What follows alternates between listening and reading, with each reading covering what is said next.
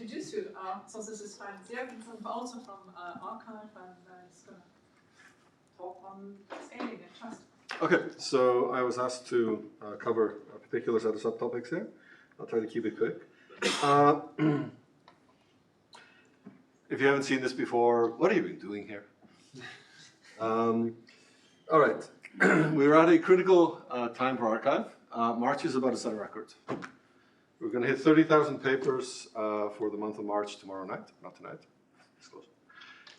We're going to be at a pace for 300,000 papers per year. I think that makes us the 4th biggest publisher. And we're going to hit 3 million total papers tonight. Okay. There'll be a press release about it, or a blog or something. Tom already covered some of this. And we, as you also know, we do curation, not refereeing. We focus on fast turnaround. We do a very layered heuristic scan of papers.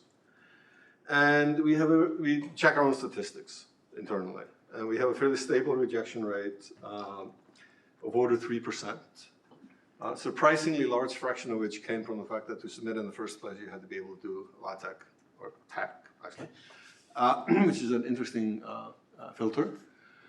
And about a year ago, we started seeing the dreaded turn in rejection rates, which is an extreme concern because we rely very heavily on our moderators, who are volunteers, looking for volunteers, by the way. And we operate on trust. This is somewhat underappreciated. Archive's basic concept is you're one of us. If you're going to be sending stuff to Archive, you're part of the community. Your reputation is at risk. You're putting yourself out there. If you want to send us crap and we already trust you and you put it out, everybody's like, why did you do this? What, are you okay? We ideally look at every paper, but in practice, a lot of the time, if you're a moderator, you know your community. We try to have silos that are narrow enough that the mean moderator looks at 5 papers or less a day. If you're Tom, that's more like 150, but this is because there's a distribution of our content, and we have not been able to do some refactoring of our category system. But a lot of the time you look at it and you're like, oh, yeah, I know who these people are. Looks good, good to go. And it also has a fail-safe in that if the moderator is traveling to a meeting in the UK, that night, those night's papers just go out anyway because you trust them.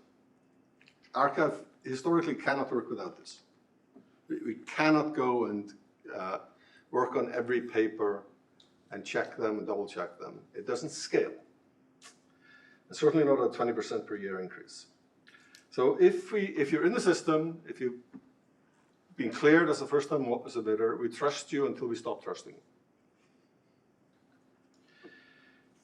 Oops. So this is the curve. Those of you know Paul, it's one of Paul's plots. So there's a log-lin curve there, which is the squiggly orangey curve. And that's a doubling of the number of papers we got over 5 years. And the ugly-looking blue curve was a rejection rate rise. As a first approximation, all of that is AI slop. And then, of course, we did demographics on the slop. And most of it was single-author first-time submitters from academic institutions. The slop rate is higher from independent and commercially affiliated researchers. But in raw numbers, most of our AI slop is coming from our undergrads and unsupervised graduate students who want to get in the system. And they're not appreciating the damage they're doing to themselves by putting out stuff that is just not good. Which we dealt with by tightening the gates. We no longer automatically trust people. Somebody has to tell us that you're to be trusted. And in the naive model, the canonical new submitters are graduate students about to do their first paper. And if it's really is their first paper, they hopefully have an advisor who is like, yeah, this is good.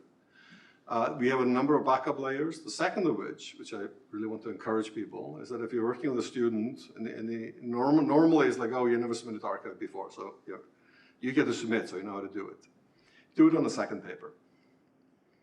If you're an academic and you've already have a paper that you're an author on, we will trust you from then on because somebody's effectively vouched for you by being a trusted author who has you as a co-author. This is a much simpler algorithm than I just said. And this is the way we can keep scaling. We hope, for now. This is just to give you a sense of what's going on. This is our current hold curve. Normally, 1,000 holds is a crisis. And you can see the dips, so we try to push it back down below 1,000, but we're losing the race. This is we are in real trouble. This is papers that have been held more than a month. The papers that are in black are papers that are never going to be released, but we have not finished processing the issue with them. You're looking at major academic violations where we have to do a lot of work to deal with them. Tom is looking at this in horror because the chunk of that is his. Please don't look at the key in the legend. Math is actually doing really well, and the math moderators, the chair, are very much on top of things, but they've had some fairly horrendous AI slop submissions, including stuff that got through. And we are working to clean out stuff that shouldn't have gone in the first place, but that requires even more work. So basic problem is, we're in a red queen race. We are fighting a rate equation where the input is growing inexorably and exponentially and pseudo-exponentially. Actually, if you know Greg Kuberberg, hey Greg, he will happily go into a discussion about whether it's a broken power law or a true exponential. And our moderators are not growing exponentially. So, we do use tools. We are looking for more tools. We will be implementing more tools. And we cannot tolerate any finite false positive rate because it'll completely and immediately overrun the system, which is a problem. Right now, in fact, we are more working on the social engineering side, which is to try to impress upon people that this is not a risk-free thing to do. A reputational risk is genuine, and authors really must get into their heads that you can't just dash off a paper in 17 seconds. By the way, Claude 4.6 will write a paper for you. Run it through Overleaf. Make sure the LaTeX is working correctly. Create an account through an agent and submit it for you to archive in exactly 17 seconds for 8-page paper, moderately technical. And do it again. So that's 3 papers a minute. So we are dealing with a scale issue. And the science likeness of these articles is rapidly becoming more sciencey. 4.6 Claude and equivalent models are actually, I think, making genuine science at scale. And you guys know this because you're the lead on this, actually making proper science with AI. And if what I hear about Mythos is true, we are going to hit takeoff. And the trust is failing. In addition to the naive author, there is, of course, the infamous retiree who wants to prove the Collatz conjecture. And then there are the citation fraud rings, which are an extremely serious issue and which you already also had in mathematics at scale. And those are academic fraud issues which are even more difficult. Essentially, everyone at Archive is at some level involved in publishing as well. We have if you look over our list of moderators and committee members, a large fraction of them are editors-in-chiefs, journal founders. We're about 6 months ahead of everyone else. We are seeing stuff that the journals are going to start seeing this summer at scale. And this is completely unsustainable, and it'll destroy the journals.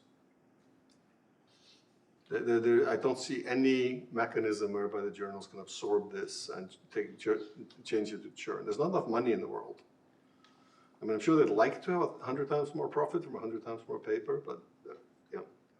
And also the reviewers will just, no. Okay, so there's a lot of things we can do about this. We can put our thumbs in the dike. We need processes. One-time fixes are completely useless because they immediately get gamed out or overtaken by events. I mean, any one-time fix helps, but it's not a, oh, we're done. It's like, okay, how do we find the next one? These are some of the wish lists. There's a lot of stuff that can be done, for example, not just in checking for references, but checking if the references are on topic.